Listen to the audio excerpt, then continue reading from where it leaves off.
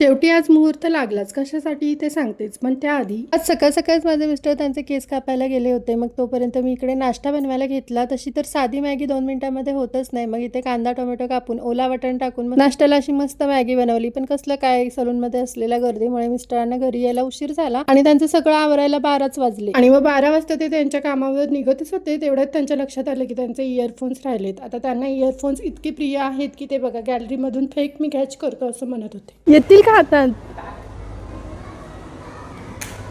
Mister कामावर गेल्यानंतर मग मी घरातली थोडीशी आवरावर केली आणि दुपारचं जेवण केलं, ज्याच्यामध्ये भेंडीची भाजी, चपाती आणि सकाळची मॅगी होती. जेवण केलं आणि सकाळीच ना मी कपडे उन्हामध्ये घातले होते. ते 1.5 ते 2 तासामध्ये तब्बल सुकले. इतकं कडक आणि मस्त ऊन पडलं होतं. सुकलेले कपडे मग घरामध्ये घेतले आणि त्या कपड्यांच्या घड्या काय मला घालायच्याच होत्या. मग त्यासोबतच माझं कपाट पण आवरायला काढलं. गेले 2 ते 3 दिवस मी विचार करत होते की आज कपाट आवरायला काढूया, कारण थोडंसं मला साड्या वगैरे सॉर्टिंग करून व्यवस्थित लावून ठेवायचं होतं आणि या गोष्टीसाठी काही मुहूर्तच लागत नव्हता. मग शेवटी आज यासाठी मुहूर्त लागला आणि माझ्याकडे एवढे कपडे आहेत ना की हे सगळं आवरायला मला 1.5 ते 2 तास लागले.